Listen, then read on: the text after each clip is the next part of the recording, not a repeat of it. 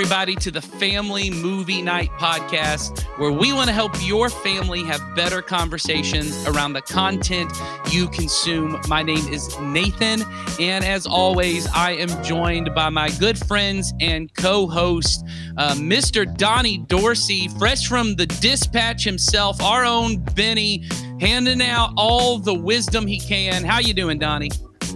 I'm doing good.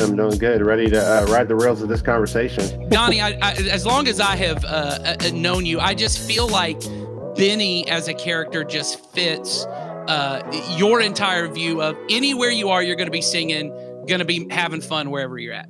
Oh, that's 100% legit. Like anybody that's met me knows that at some point I may break out in song. Yeah. And words you say may turn into a song. So, yeah. Yes. Several times Donnie and I have had a conversation, and then Donnie will send me a song parody based on the conversation we had. So you're not wrong. Very good. And of course, the ever-present villain of our film and this podcast, which I guess in this case is gentrification himself, the face of gentrification, Mr. Sawyer Hewlett. How are you doing? I am very resentful of that statement. Okay, I do not like that vibe, but I'm doing good. That's very good. I told you had to be the villain of the podcast. So every week you got to be some kind of villain. But that is very good. I'm very excited to talk about this movie, but we're even more excited to talk about it because we have a fantastic guest host with us today. She's been on the podcast before. In fact, she was on last episode when we talked about Paddington 2. A wife, mother, most importantly, a disciple of Jesus. Heidi Cooper, how are you doing? Hey, doing great. Thank you so much. Hey, we are glad to have you on this podcast with us talking about this fantastic film. Today, we are talking about the movie In the Heights, directed by John M. Chu, based on the stage play by music by Lin-Manuel Miranda. And man, I'm going to probably butcher saying this name, but the stage play is written by Kiara Wedes is how I'm going to say it, but I should have looked up before how to pronounce it. But more importantly, Donnie, I want you to tell us what we do on this podcast. On this podcast, we encourage every family at Community Christian Church to have a monthly movie night to help you and your family and your children build memories and start conversations that matter. The goal of our family ministry is to help you raise your children to love Jesus and his way of life above all other things. And we know that critical to that is for you to have a routine, regular time of connection and shared experiences that help you build stronger relationships. And the reason why is because movie nights are a great opportunity because movies are not only an easy way to share laughter and joy, and as we're talking about today, wonderful music together, but even more complicated emotions like fear and sadness and just the weight of kind of the brokenness of our world in a safe environment. But they also give us a chance to talk about what matters most to us, which is always Jesus and his way of life in a meaningful and memorable way with our children. And on this podcast, we not only recommend some movies you could watch on your monthly movie night, but we're trying to give you some ideas of meaningful conversations you could have with your children during or after the movie. As I said, we're already said, we're talking about the movie In the Heights. I'll tell you this, out of all the movies that we've watched so far, this movie we recommend most for teenagers. I did watch this with my children. They've actually seen it twice. My kids are under the age of 10. But some of the certainly content and conversations that you might that this movie's going to bring up might be a little more mature than elementary age kids. The movie is rated PG-13, so you can always go to IMDb and they have a parent's guide that let you know kind of what the content is in there. There's certainly some conversations about sexual stuff that I think some parents may not want to have with their younger children. So we just want to let you know ahead of time. This may be, but I do think this is a great movie to watch with your teenagers. But before we get to talking about that, Sawyer, tell them what else they need to know for today.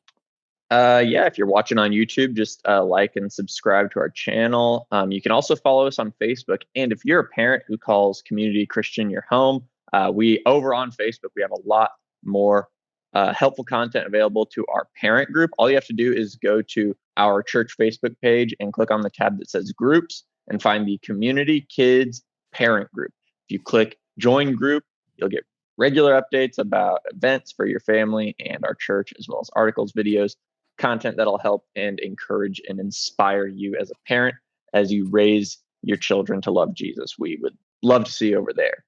And as always, the point of this podcast is not to add another thing to your list of things as a parent that you feel guilty about not doing, okay? We want to make it easier for you and your children to be together and build memories and have conversations so that they learn to love Jesus and his way of life more than anything else. And what a great movie to do that with your older kids. In the Heights came out in 2021, came out last year. This is our first podcast of 2022. And it was at the time came out kind of when theaters were back reopening. I took my family to see it right when it came out. But before we do that, this movie kind of has an even bigger legacy than that because it is, like I said, a stage play that is a musical by Lin-Manuel Miranda, who obviously is very famous in our world for his play Hamilton. And both this and Hamilton won multiple Tonys, very popular.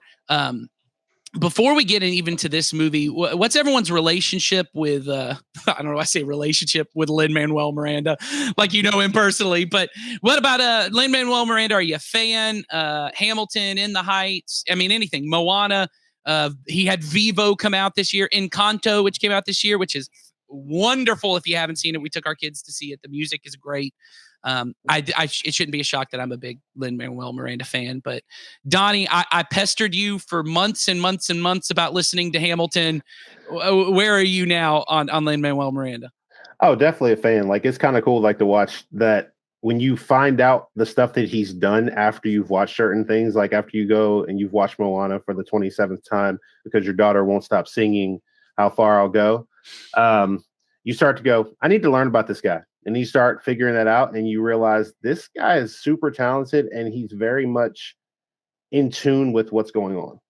And so it was definitely a pleasure to see more of the content he has and to see the diversity that he has in what he makes. Absolutely. Absolutely. Sawyer, Lin-Manuel fan? Oh, I go all the way back to his 2-episode arc on House. Okay, he had 2 episodes on House way back in the day, and ever since then I've been a fan. I was excited for Hamilton before it was on Disney Plus. I'm most excited right now for Tick, Tick, Boom. It's a movie that he actually just came out with on Netflix that he directed, and it's great. I haven't watched it yet. I'm excited to watch it. And so, but I love pretty much everything that dude does. I pretty much instantly love. So yeah. But, Heidi, what about you? Yeah, I mean, he's super, super talented, but I think I love most that he is so down to earth and that he is like for people, you know, like I just love his heart, like what he does with his life and things like that. I think he's just a really cool dude. Yeah. First thing I had ever heard by Lin-Manuel Miranda was Hamilton. Like I think a lot of people, I had some friends that I was in small group with who were big Broadway people. And so this was like late 2015, early 2016. I had only heard about this play Hamilton, on Twitter. So it was like, I'd heard a bunch of people talking about, this thing. And I think it had just opened on Broadway. This couple flew up to New York to see it and came back and was like, Nathan, you would love the music of Hamilton. This just is just made for you. You should watch it. And I'm like, this sounds like Schoolhouse Rock. I am not going to watch a rap musical because I'm a big hip hop fan. And so that's why they came back to me, was like, you're into hip hop. You would love this. And I'm into musicals. I'm really into musicals. And so they were like, you would love this. And so I listened to the first song, Alexander Hamilton. And because I had this prejudice about like, this is going to be a Schoolhouse Rock thing. I was like, this is trash. I don't know what this is. Everyone's saying this is great. This is horrible. Then I listened to the second song, which is Aaron Burr, Sir. And I was like, okay, the rhymes are okay. this is so pretty terrible. So I listened to it like on the way to work, and I was like texting people, like so arrogant. I was like, this is trash. I don't know what everyone's talking. And this is like March 2016. This is like most people hadn't even heard of Hamilton, and they're like, why is he telling me this thing sucks? And I don't even know what this is. So I'm just texting. And then I said, I told Jennifer, and I said, she goes, okay, well then just stop talking about it. I said, no, I'm going to listen to the whole thing. So then I get back in my car. I listen to the third song, which is My Shot. And I get to the middle part of it where there's all these internal rhymes on rhymes. It's like Big Pun level stuff. Big Pun, who gets a name drop in this film. And I lost my mind. And I listened to the whole thing the rest of the day, cried like 6 times, came home, told my wife, this is the greatest thing that ever happened. And then Donnie knows this. I listened to it on repeat for a year and a half. I specifically remember we took a trip right before my daughter was born in July of 2016. And I made my wife listen to it twice on the ride up. And she goes, I hate Hamilton. I hate this. My whole family is like, I'm not going to listen to Hamilton. I'm not going to watch Hamilton. Nathan won't shut up about Hamilton. I talked to Donnie for like 6 months, but you have to listen to it. He was like, dude, shut up. Stop. But then everyone I know who has ever heard Hamilton, and finally, I haven't seen it on stage, but when it came out on Disney Plus, I guess that was in 2020, finally got to see it. But I'll say this much. So big Lin-Manuel, Moana is probably my favorite of the Disney animated movies that have come out. I think the music is wonderful. I think the story is great. I think we're probably going to talk about it on here eventually. Encanto music may even be better than Moana. So if you get a chance to go see it, go see it. It's wonderful. And then In the Heights, though, and this is a bold claim, I think this movie, because once again, I've never seen the stage play, big fan of the musical, as far as the music, the soundtrack. This may be my favorite Lin-Manuel Miranda thing. I think this movie is stellar. I will say this. I think as a piece of music, Hamilton is something maybe nobody can touch just because it's 2.5 hours and about every second song is a showstopper, like would be the best song in any other musical in Hamilton. But this one, the music is great.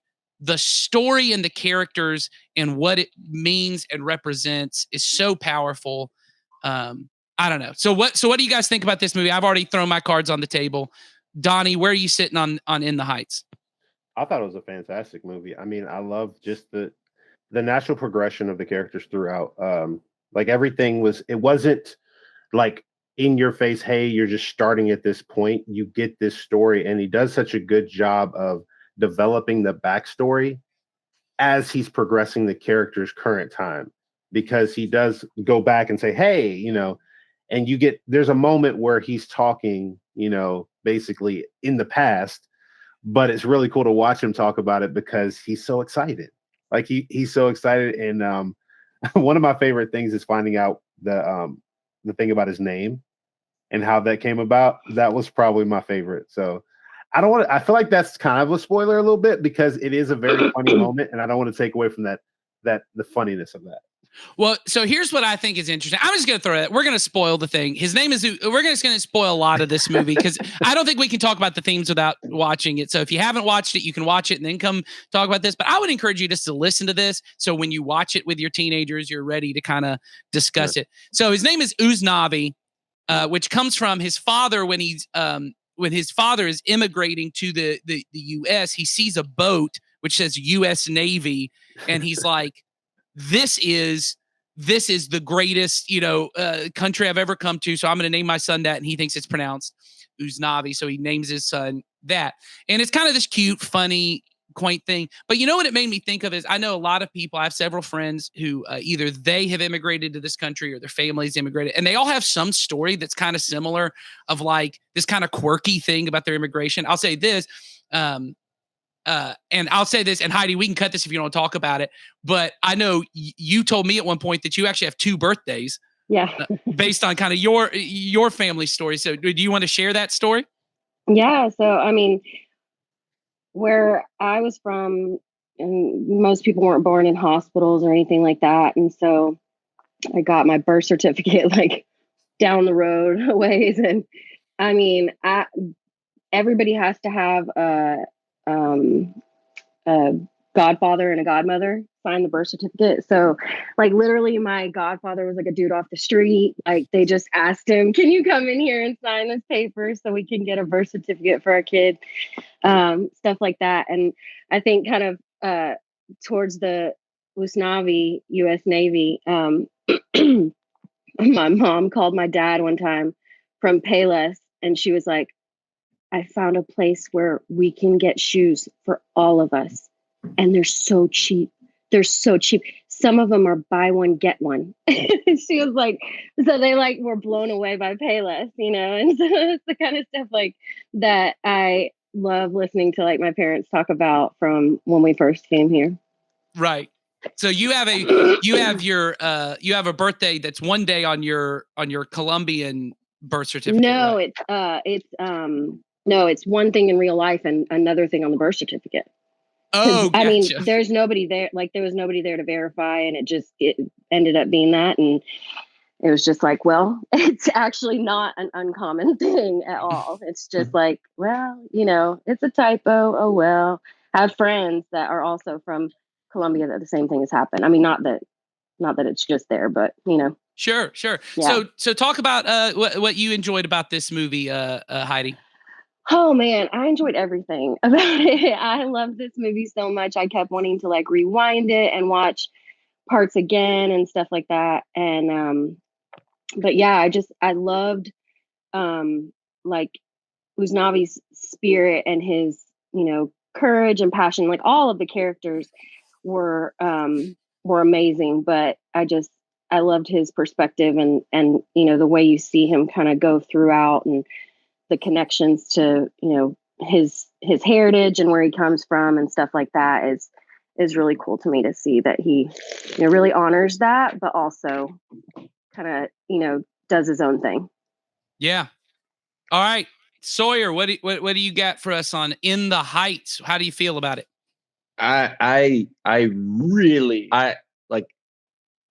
smitten that we're talking about this movie. I love this movie. Like specifically. I'm sorry. Okay. Did you say smitten? Smitten? Yeah, I'm very excited. I've never heard you use the word smitten. So that's why I'm proud of this podcast. I am a brilliant wordsmith. You are. Okay, I'm a brilliant wordsmith. But smitten kitten. No, so yeah, dude. No, so like I remember when I first watched this movie, I had Hamilton just stuck in the back of my head and I couldn't figure out why. And I was like, this is better than Hamilton. I can't figure out why though, because the music in Hamilton is definitely better than the music in the Heights. And the thing I came up with, and you hit on it, Nathan, a minute ago, like the story that it tells is so great because it uses all the tools of a musical so effectively. There's a moment in the movie, and it's a famous song from the play as well. It's called 96,000, and it's basically Usnavi and his four closest friends are just walking to the pool, and they get to the pool, and they're simply just talking about what they want to do with their lives. And every single thing that goes on in this scene forwards the story. It's not like they stop so that they can have a fun musical number like in a lot of musicals. Like it is so great. I love especially a lot of the character arcs with Nina and Sonny, and we're going to get into those themes a lot later, but just like literally, like, I mean, Heidi said it well, as also like this movie is just pretty near perfect. Okay. Mm-hmm. Like it is a very effectively made movie. Well, and I think you talk about musicals, and we need to get into themes here in a moment, but I do want to say this, what I appreciate about I'm a big musical fan because I think musicals are what you just talked about. Good musicals use the music to do multiple things. They get you deeper into the character. They progress the story. They can tell you backstory stuff, and they can do it all in an emotional way that doesn't just feel like characters dumping exposition. Yep. And Lin-Manuel Miranda does that better than almost any current person I know. Like, and I'll just go ahead and throw this out. Frozen is a trash musical. And here's why. I know people love the music. If a song in a musical comes out and you could imagine it being on the radio and any person singing it, if you can imagine Taylor Swift singing it, it's not a musical song. Like, Lin-Manuel Miranda there is no context where 96,000, the song you're talking about, is a pop musical hit. Let It Go is a song that means nothing. It's just general, like it doesn't progress the story any. If you took that song out of Frozen, you would know everything you need to know about Elsa apart from that. They've already stated all the things. Love is an open door. They never say any character names. They're just doing stuff. Lin-Manuel Miranda is writing songs that are bangers with the words Theodosia in them. When are you ever going to, like, they tried to make Wait For It from Hamilton a pop song, like on the radio. When are you ever going to start to go, the first word is Theodosia writes me a letter every day. That's never going to be a song. Like and so these are fantastic songs because they do fit that. They are there to serve the story, not to create soundtrack sales later. And they're incredibly, and I'll say this, we haven't talked about this, but we've been kind of giving Lin-Manuel Miranda credit because the music is so huge. But obviously the screenplay was not written by him. The story was not. Kiara, once again, Huedes, I guess. She's written several plays that have been massive successes. She wrote the script for the movie Vivo, which Lin-Manuel Miranda wrote the music to. She does a great job. John Chu, who directed Crazy Rich Asians, and for me, just as a filmmaking guy, started with the Step Up movies. Whoever would have thought this guy would have just like exploded. Obviously all the stuff you're talking about, Sawyer, of like at 96,000 the pool, none of that's in the screen thing, in the play, because those things can't happen. And often what happens in movie musicals is they kind of feel like someone just put a camera and filmed what was going to happen on stage. They just put them in a real environment. Throw out to Les Miserables, the most recent one, which is also not great, but just because it feels like you're just doing this. He finds the most creative ways to film these where they feel propulsive. They feel important. You feel like you can listen to the music, but you can't take your eyes off the screen because you feel like you're going to miss something. Mm-hmm. So I think we're all big fans of the movie, but there's really important things, really important conversations we think you can be having with your kids about this. So let's get right into the first reason we wanted to start, which is, I think the first reason this movie is helpful is this idea of, I think Roger Ebert, the film critic, was the first person to say this, but that movies are empathy machines. They teach you how to have empathy for people, that it puts you in the lives of people that you get to live other people's lives for 2.5 hours. This is a movie that for our kids, we get to kind of talk about, at least for most people in our church, is not an experience that they have had. Other people's experiences, and we get to kind of talk about to our kids. I think this is the importance of some of the movies we're going to be talking about the next couple weeks is, why is it, I think this is a good kind of question to have, why is it we don't see a lot of movies starring people who look like this, or who live lives like this, or who live in places like this? What does it tell us that we as a society do we more highly value certain kinds of lives and certain kinds of experiences and certain kinds of people? I think that's an important conversation, because hopefully, as followers of Jesus, we live in a kingdom where we really are looking, saying every person's story matters, every person's life matters, every person brings value, and they matter. But if you look at 90% of the films that are coming out, that is not the message you get. There are certain kind of jobs that really matter. There are certain kind of stories that really matter. And there's certain kind of people that they're the most attractive, most beautiful, most admirable people. And not everybody in our world looks like those people. So can we talk about that for a moment? How do you think this movie can help us have those kind of conversations? Anybody want to jump in on that? So I was thinking about, when you said that, I immediately thought about the fact of, like, how you see in most movies, a lot of times you have these very corporated jobs, like stockbrokers, lawyers, everything like that. It's like, of course, the high prestige jobs.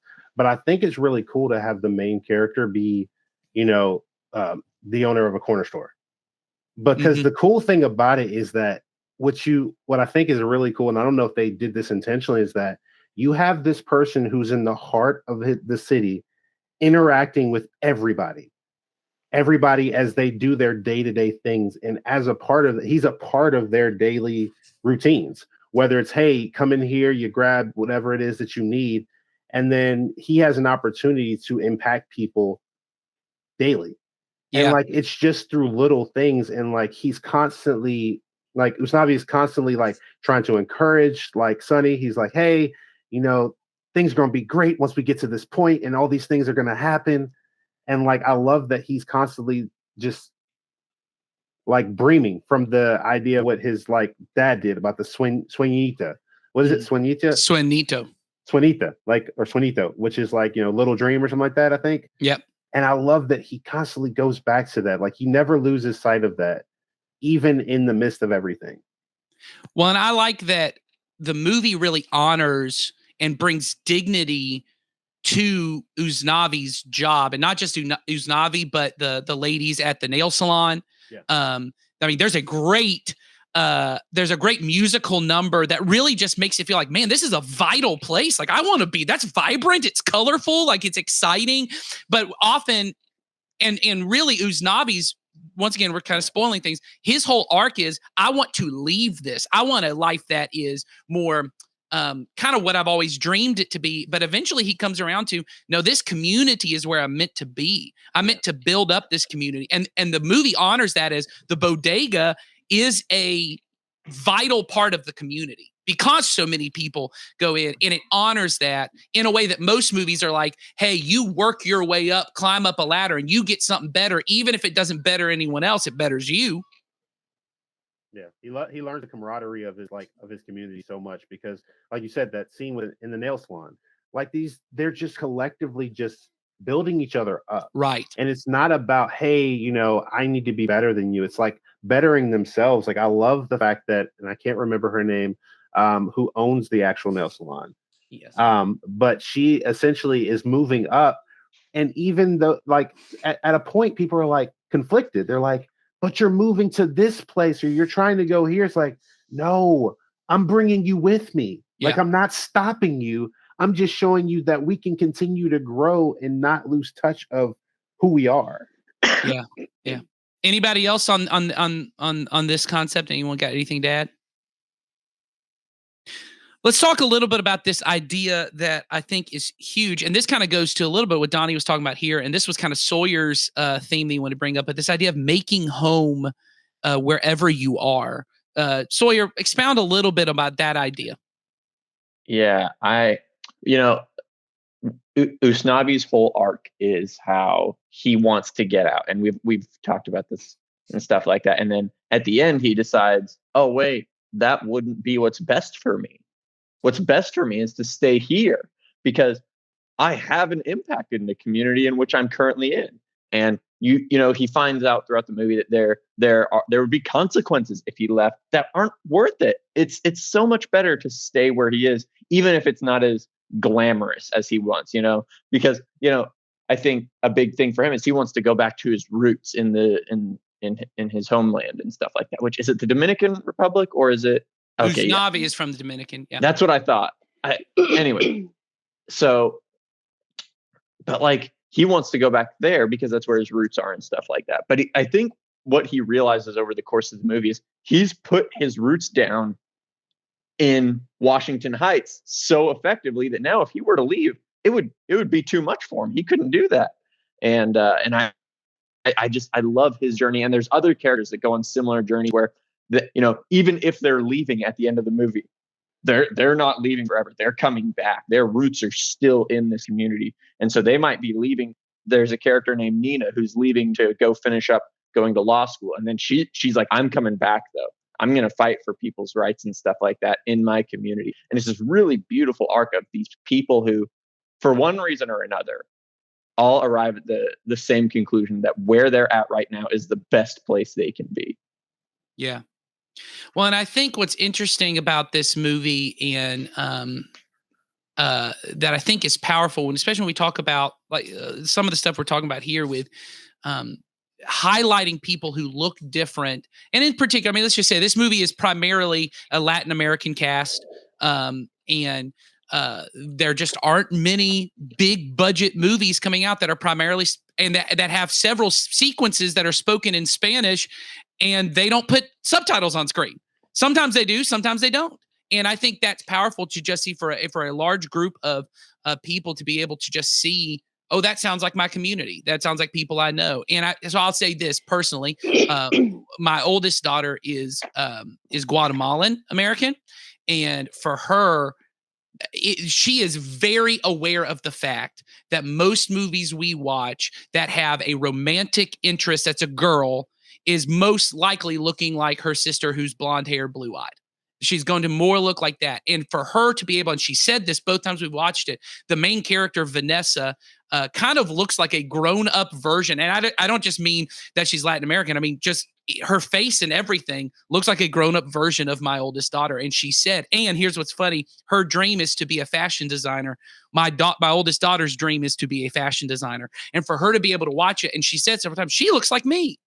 That's powerful. I mean, that's a powerful thing because, and I know it seems like for a lot of people, that seems like a thing that's just like, I don't know. I don't know what the right word is for it, but it seems like a small thing. It's powerful because for her, she now sees, oh, I do have value. And not that movies should be the one to teach. We're going to talk in just a minute about how we talk about how God is ultimately who brings us value.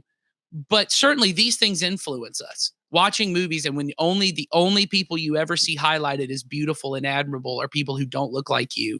I think that's powerful. Heidi, does any of this register for you, as you already mentioned? Yeah. Yeah, go ahead. Yeah, I mean, to kind of go back to what Sawyer was saying, like he does want an easier life. And we kind of think about like, yeah, living on the beach and having like a little drink stand or whatever, a little hole in the wall bar or whatever. But I think the thing he's trying to get away from more is the resistance that he can't, the constant friction that he feels here.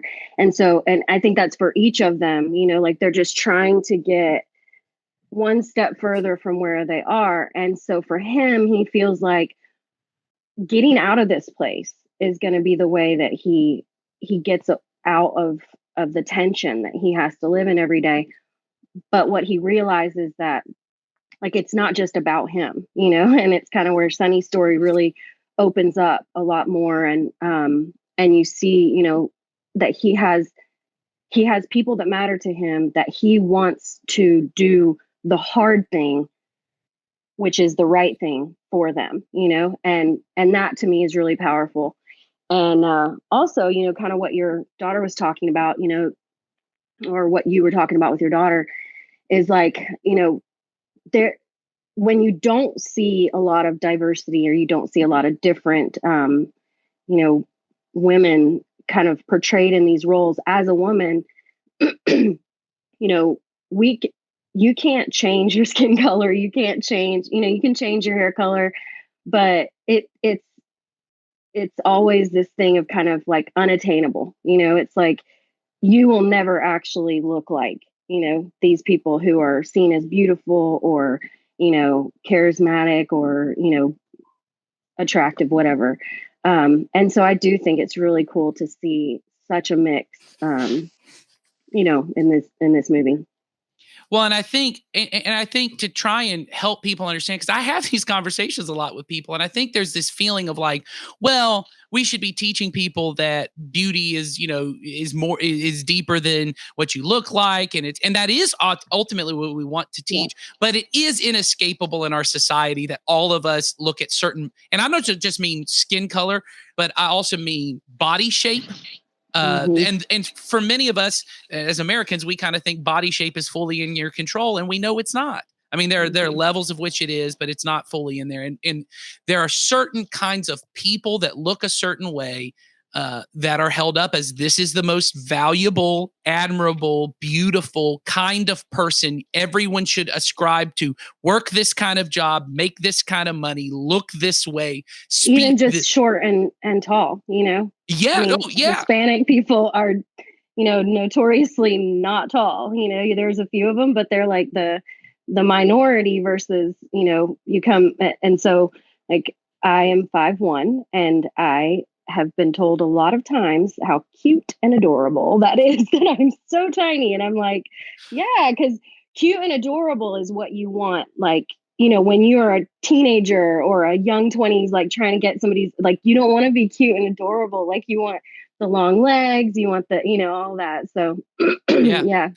Well, and I think men and women both deal with this. I think it's a part of it. And I think as followers of Jesus, here's why it's important. Let's bring it in to this is we are called to value every person equally. We are called to love everyone always. And that really comes down to who we value and the kind of stories we think are important. And we live in a community where not every story is represented. And it's important for our kids to be able to be exposed and to be able to see, oh, every kind of job, every kind of person, everything has value. And I think that matters in this kind of story because it's not just about Spanish speaking communities or Latin American communities. It's also about, as Donnie already mentioned, kind of the dignity of work, right? There's this scene where there's this big blackout and Benny, who works at a taxi dispatch, right? He's not making tons of money. He could be like most of us, which is like, well, day off of work, I'm not going to do anything. Like he's out at a club, he's hanging out with his friends. But he says to Nina, he goes, I have a job for 10 more hours. There's something going on. He may lose his job.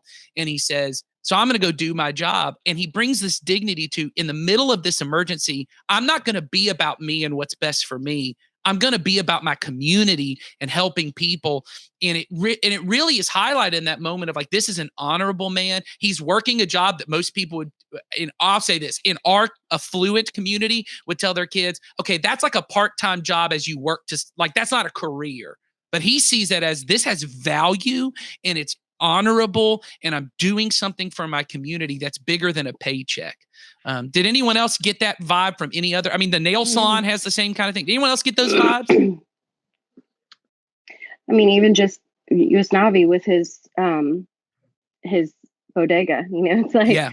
he might be serving coffee, but like it's he says like with special flavor to it, you know, and right. It's like little stuff like that he genuinely knows that his place is where he is and to make a difference, you know, to make a positive difference there and do it to the best of his ability.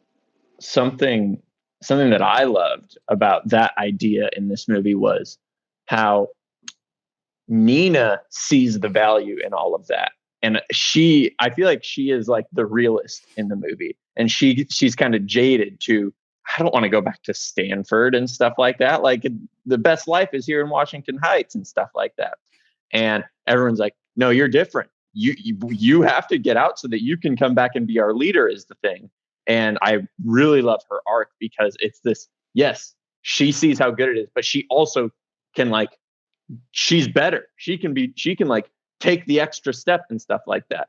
And so not in a way that belittles the Usnavis and the Bennys of the world, but in a way that she's going to build them up is the thing. And so I really love that whole idea. Well, and they have built her up. And I think that's the part that cyclical. Well, I think what it ultimately is, and I think this is the theme of the movie that is so hard for many of us because of the culture we have grown up in, is very individualistic, is very focused on, you know, and that's really the battle I see of this movie. Is the movie really centered around this idea of dreams, right? Donnie already mentioned the movie starts, the opening words are about this sueñito, which is little dream. And it's everyone has one. The opening song talks about everyone's got a job, everyone's got a dream, everyone's trying to better themselves. But what the movie really gets to is this, it's a story about this community and how everyone's little dreams get to be a part of this big dream that a community could be better and that God could, and they don't talk necessarily about God, but that God is building a kingdom, a community where everyone gets better. When I don't live for me, I live for others. And so you see that in Nina. Nina's trying to get out of college, right? Because she has faced racism. She's faced prejudice. She's faced just hardships because of what she looks like, where she comes from, the kind of money, the kind of experiences, the way she talks. And she goes, I don't want to go back. That's too hard. And her dad keeps kind of saying to her, no, you need to go. All these people have built into you. You're our one shot. And he's saying this, and he's really kind of saying like, you need to better you. You have a shot to better you. And she eventually comes back with, well, I'm going to come back. I'm going to go get this education, right? I have this privilege of I get to go to college. Not everyone here gets to. We have a lot of conversations in our culture about privilege. And her, in a lot of ways, as an Afro-Latina woman, living in a kind of lower income area, she has a lot of disadvantages against her, but the fact that she gets to go to college and has this opportunity, that is a advantage that she has, and she's going to use that to come back to her community and better her community. That is not the message most of us as individualists get, which is you go get an education so you can make money, and that money's your money, and you do with your money. But what we know is, as followers of Jesus, we are not just saved as individuals, we are saved into a community. We are saved into the body of Christ. We are called to give ourselves, to take up our cross, to die to ourselves, to live for the sake of Jesus, live for the sake of our neighbors, to love our neighbor. I mean, all the commands of Jesus are, if you want to love me, you got to love your neighbor. You got to love all the people around you. And certainly this movie is not taking that at a Christian perspective, but that value this movie really holds up of being willing to take your dream and submit it for the sake of others. That's a powerful thing. Did anyone else pick up on that? Yeah, for sure. And you see so many, there's the one towards the end where they talk about the different nationalities that are represented right there in that block, and it was really cool to see like that all those different, countries, cultures, there's a ton of diversity in, all Latino cast, Mm-hmm. and, but I think, kind of to your point, they're all like, not just Nina, she figures out what it looks like for her, but they all kind of have this idea of it. I'm not doing this just for me, And so I think as followers of Christ, like we have to constantly be looking at like each day, I homeschool my kids, like I'm serving Christ, and not only am I serving Christ when I serve them, I'm also, hopefully setting them up so that they carry on that legacy and they serve Christ with their life and they become a part of a community where they can, use the things that they've been taught and use the story they have to connect with others and do powerful things for the community around them. Well, and don't you think, Heidi, even what you talk about there, that goes to what this movie talks about, of the dignity of all kinds of work, that our mind really gets to the honor in any job is the size of the paycheck. Right. And so even if I'm a stay-at-home mom, I'm not getting a paycheck at all. So that must be a really low honorable kind of thing. But what we know is, no, God is using that really God has put us, and this goes back to Genesis, right? That God put us here to rule over this planet. By rule, he didn't mean use it up and get all you can out of it. He meant take care of it. The idea was really to cultivate or to garden, right? That's why he put them in a garden. It was to help things to blossom and to grow and to be better for the sake of other people. And so work should be, I should see it as, Donnie, and maybe Donnie, maybe you can talk to this some. You talked a little bit about this, but if I'm working at a bodega and this feels like very menial work, right? And okay, most people in our community are not working at a bodega, but you're working at Walmart, right? And you see that as very menial kind of work. How do I, as a follower of Jesus, see that as something God has ordained? That God said, "Hey, I put you in Walmart." Here's an interesting thing that it's funny you say that. So when I was working at a restaurant, I remember I had a boss that essentially I felt like I could never make happy.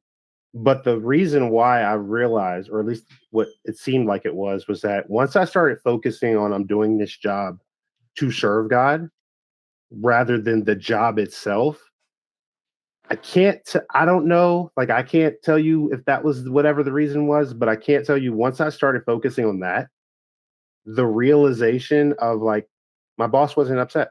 My boss was happy with the work I was doing. I was like, why did that change? And it's like, and I think that sometimes what happens is that when we work at these, 9-to-5 jobs or jobs that are considered not, the high base salary things, we forget that every part of it is just an intricate piece to a bigger part.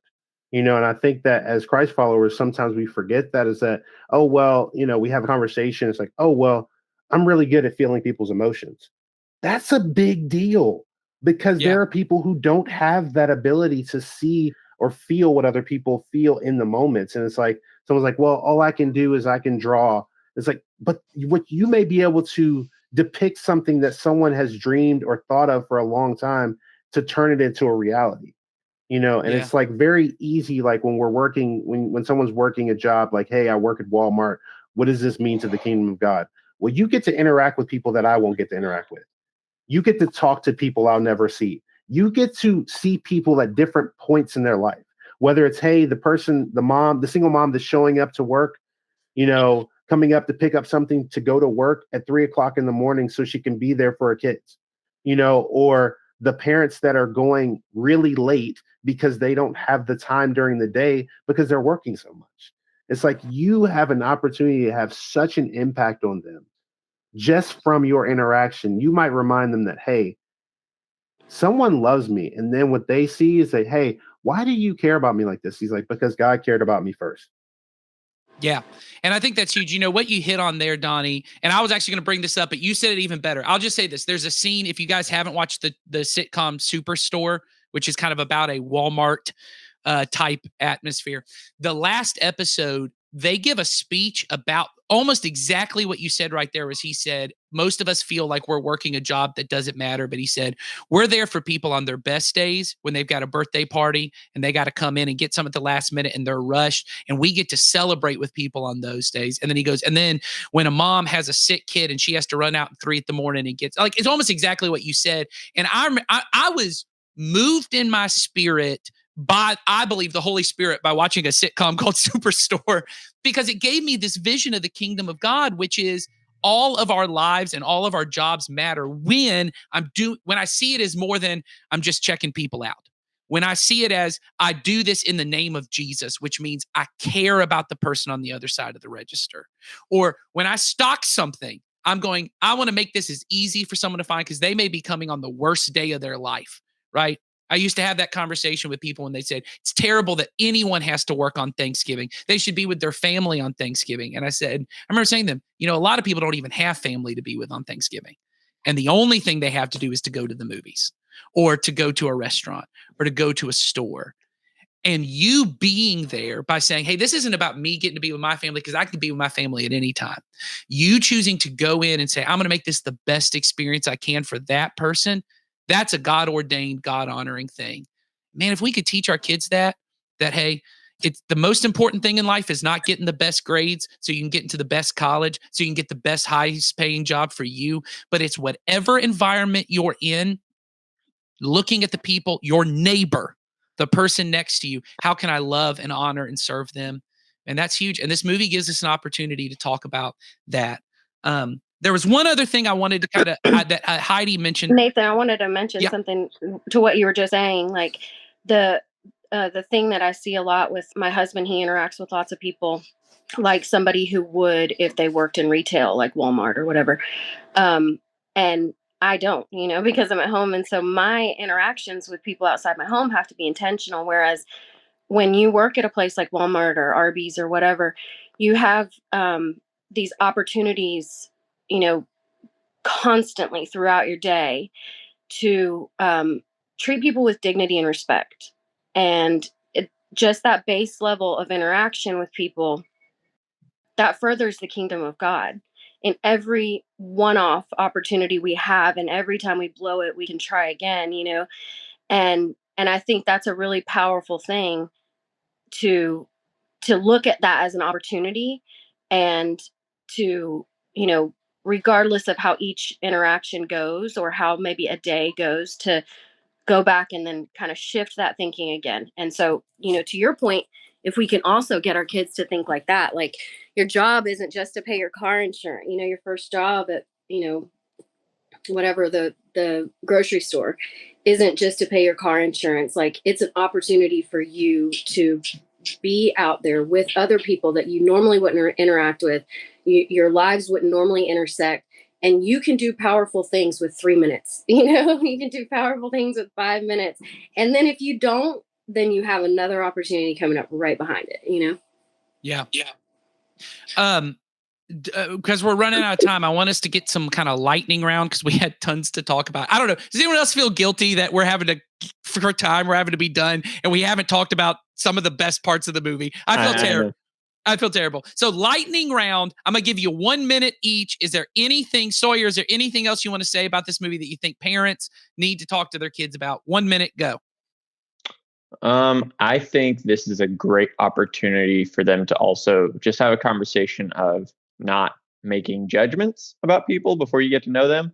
I think that's a layup for this. I was not anticipating it, but I think that's a pretty easy conversation you can have. Just get to know people and stuff like that. So yeah. Good. Donnie, 1 minute. Anything you want to add? I just think, the movie does a really good job of reminding us to be intentional. Everything that you do, every move that you're making, know that you have an impact on someone, whether you see it or not. Like, you're making footprints, even if you don't see the footprints in the sand, you're doing it. So, yeah.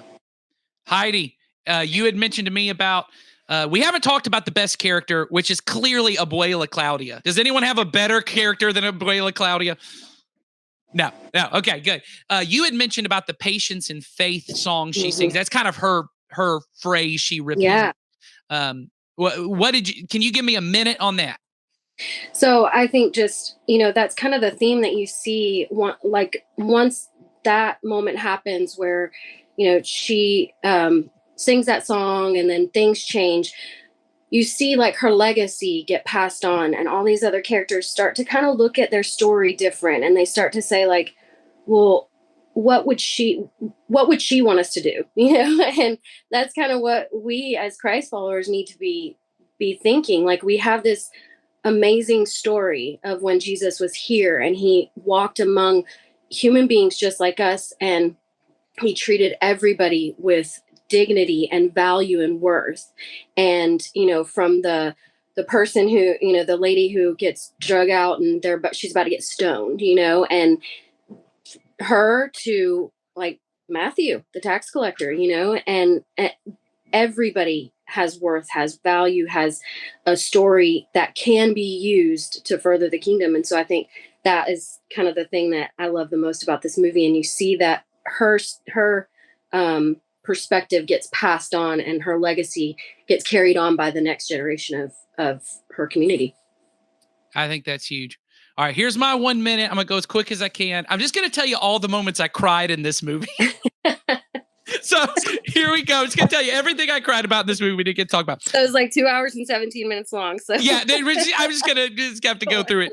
Here we go. Okay, number one, during Nina's song "Breathe," when she comes back and she has she feels like she has failed her community, and then she has that moment where she walks away and there's young Nina who just goes off and she's dancing and she's carefree. Openly wept during that part. That's been my entire life, is feeling like I'm not loved if I'm not succeeding in doing something. When I feel like I'm failing, I'm not just failing me, I'm failing everyone else. And I'm like, I just want to be young Nina again. So that part made me cry. Everything with Abuela makes me cry. The song Paciencia and Fe is beautiful. And I can't talk about this too much because I might start crying if I go.